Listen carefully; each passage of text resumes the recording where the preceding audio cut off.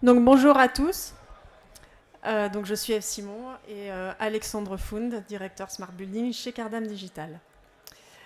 Je vais vous présenter très rapidement qui est Cardam Digital pour que vous puissiez situer un peu ce qu'on fait et quelles sont nos expertises. Donc nous sommes une entreprise française, nous intervenons en France, en Suisse, au Luxembourg et en Belgique, une entreprise de services numériques dédiée aux bâtiments tertiaires. On adresse différents enjeux, l'optimisation de la maintenance et de l'exploitation du bâtiment, la gestion énergétique, la flexibilité des espaces et la gestion de l'occupation, et enrichir l'expérience utilisateur.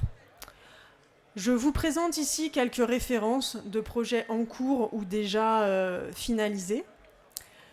Et surtout, qu'est-ce qu'on propose comme solution ?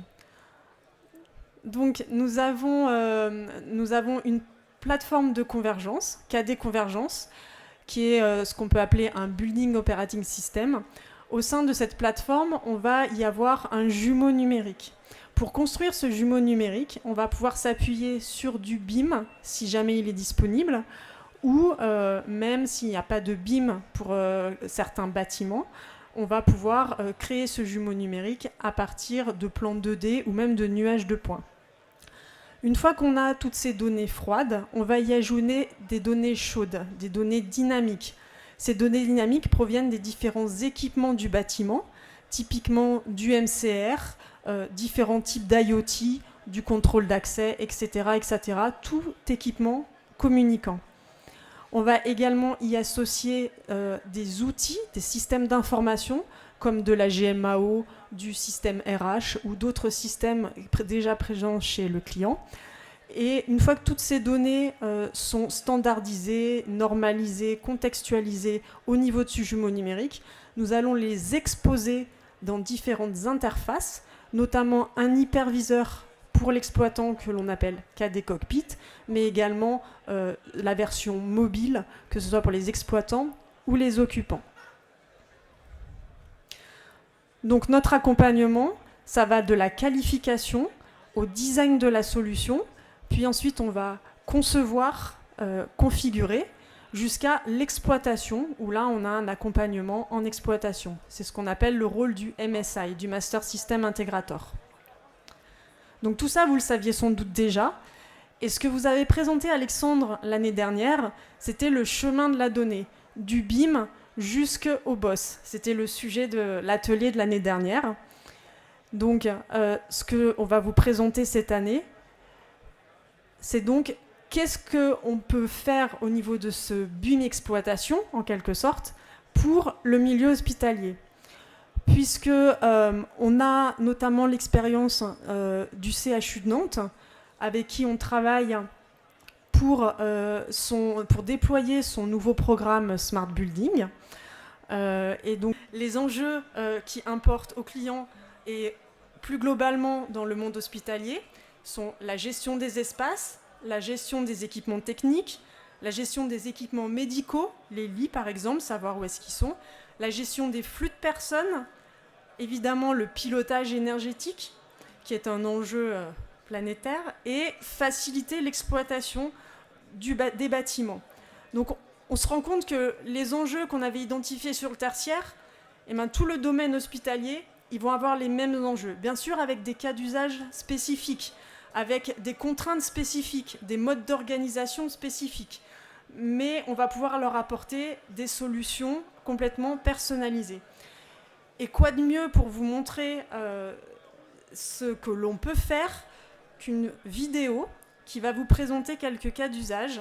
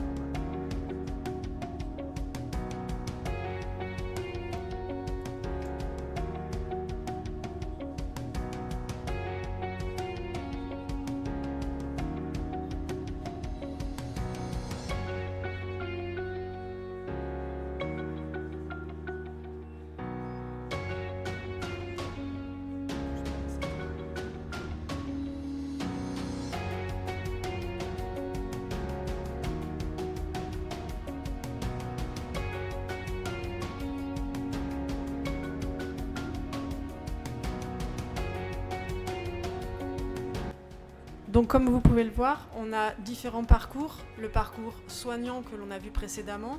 Donc là, on est passé sur le parcours technicien. Chaque profil a ses propres parcours en fonction de ses centres d'intérêt et de ses besoins et cas d'usage propres.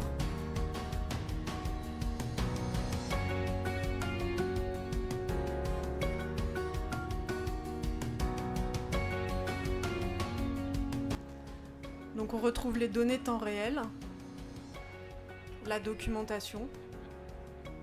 Tout ça est issu du BIM si le BIM est renseigné ou d'autres bases de données si besoin. La visualisation 3D basée sur le maquettage BIM, donc le jumeau numérique.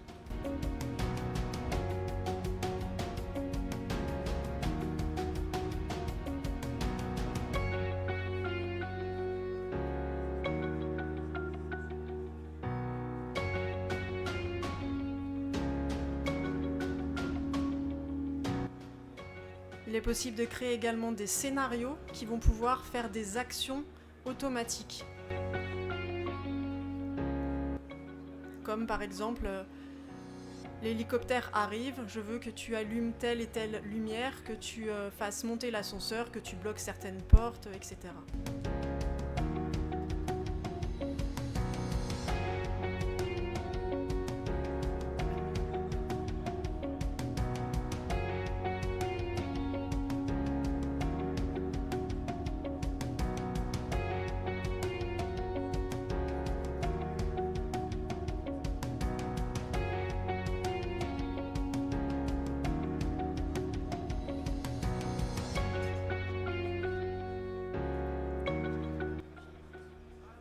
On a une visualisation de l'ensemble du campus et donc on peut spécifier au niveau de chaque partie précise du bâtiment.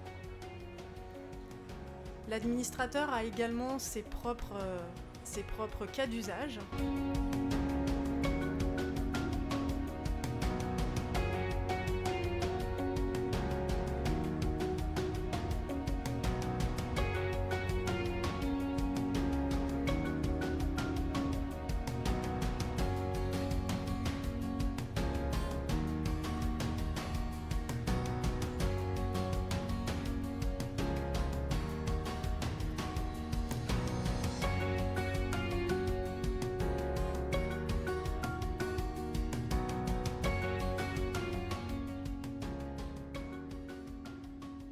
Donc là, on est un peu tous des techniciens sur ce salon, donc c'est vrai qu'on aime bien montrer toute la puissance des maquettes, toute la puissance des données qui sont structurées à travers une démarche BIM ou des démarches du même type.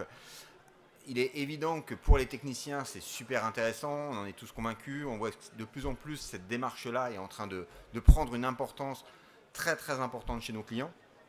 Ce que je voulais vous montrer aussi, c'est ce qui est un petit peu moins connu, identifié, mais qui vraiment a de la valeur d'usage, c'est les parcours que vous avez vus très rapidement. Donc là, je vais revenir un instant dessus. Des parcours pour les occupants. Donc dans un centre hospitalier, je dirais les clients entre guillemets d'un centre hospitalier, ce sont les patients et les visiteurs. Et il est aujourd'hui très important pour les centres hospitaliers de se doter d'outils modernes, parce que les centres hospitaliers, que ça soit en France, en Suisse, c'est la même chose, deviennent de plus en plus gros, de plus en plus importants. Ce sont presque des quartiers. Et les usagers, que ce soit les patients ou les visiteurs, ont besoin d'outils numériques, digitaux, de plus en plus pour pouvoir se repérer, pour pouvoir aller directement au bon endroit, pour pouvoir accéder à un ensemble d'informations qui sont liées au bâtiment. Donc ça, je vais vous le montrer à travers cette fois-ci plus un PowerPoint, mais à travers une rapide démonstration. Donc là, ce que vous voyez, c'est une première version de ce qui pourra être le portail pour absolument tous les profils du CHU de Nantes, donc ce grand campus qui verra le jour dans quelques années, puisque là il est en cours de travaux. Là, ce que l'on voit, c'est l'ensemble des bâtiments qui vont composer le CHU. Donc on voit que c'est quand même très important.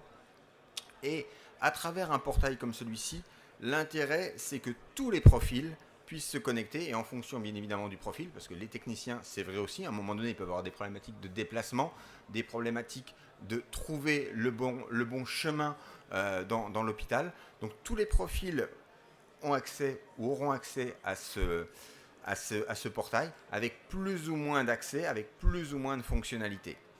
Dans le cadre d'un utilisateur lambda, l'important pour lui, c'est souvent à travers ce qu'il a à faire, la maternité, l'ORL, ainsi de suite, de pouvoir se rendre au bon endroit avec les bons documents, au bon horaire et avec le maximum de prérequis nécessaires.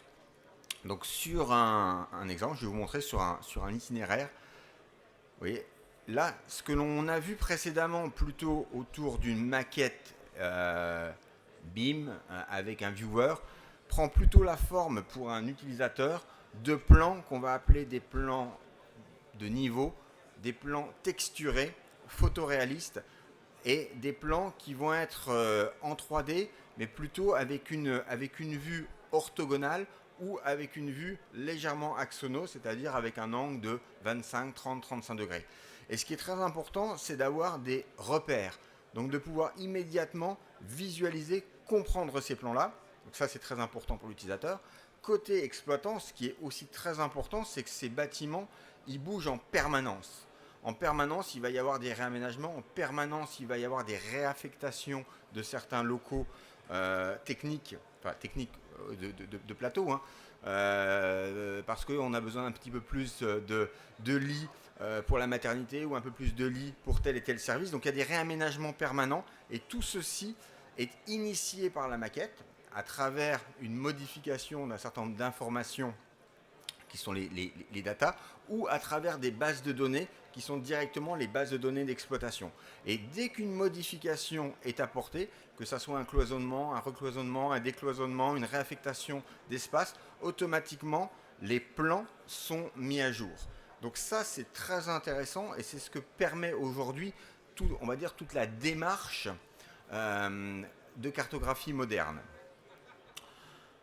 Ce qui est aussi intéressant à l'échelle d'un bâtiment comme ceci, c'est tout ce qui est calcul itinéraire en fonction des règles de l'environnement. Il y a énormément de règles, il y a certains ascenseurs qui ne peuvent être pris que par du personnel soignant, d'autres ascenseurs uniquement par les robots qui vont monter un certain nombre d'équipements directement d'un étage à l'autre.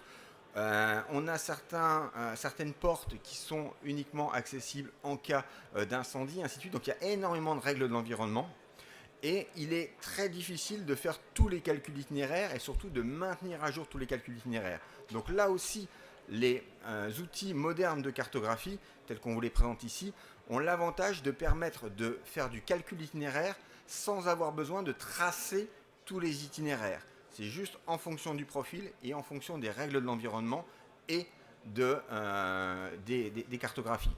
Si je vous montre un exemple de guidage, on va partir d'une salle. Voilà, d'une salle de garde pour aller vers un poste de surveillance médicale.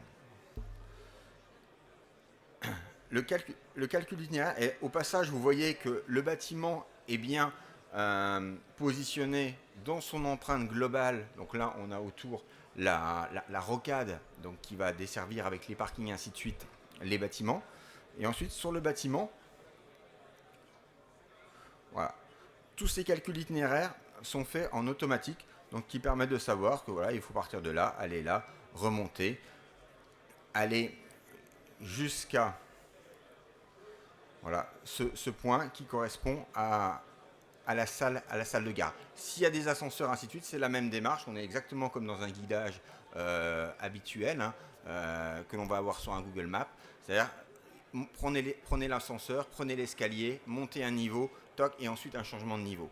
Donc ça, c'est très utile pour vraiment faciliter grandement les déplacements.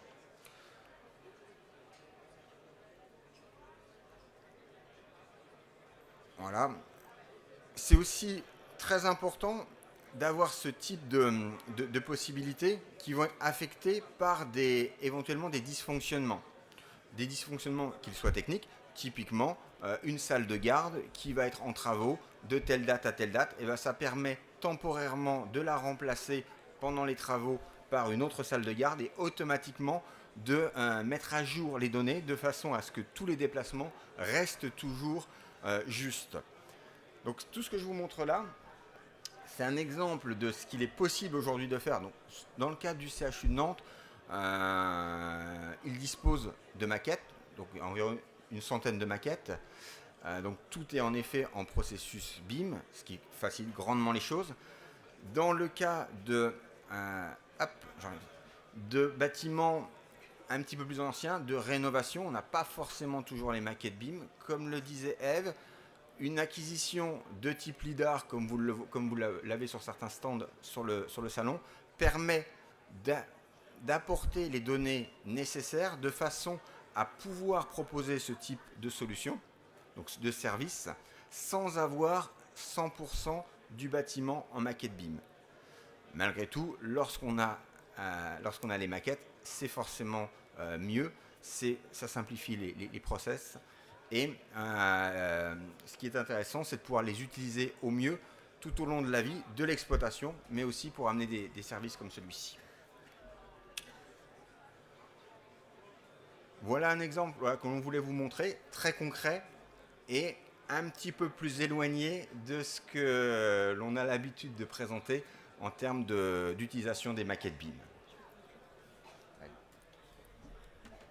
Donc pour conclure, en fait, ces outils numériques dans le milieu hospitalier, ils ont aussi un autre impact qui est d'accompagner au changement l'ensemble des équipes qui travaillent dans ces sites. Donc bien entendu, à chaque fois qu'on met ce genre de dispositif en application, il faut prévoir une période de prise en main, de changement des mentalités, enfin de changement, on va dire, des automatismes plutôt, dans la façon de travailler tous les jours.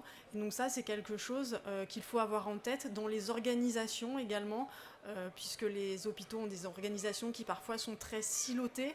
Et donc là, ça peut imposer d'avoir des organisations un peu plus transverses. Et si vous souhaitez creuser un peu plus le sujet avec nous, nous sommes au stand de C7, juste derrière, et donc nous serons ravis d'approfondir certains sujets. Merci.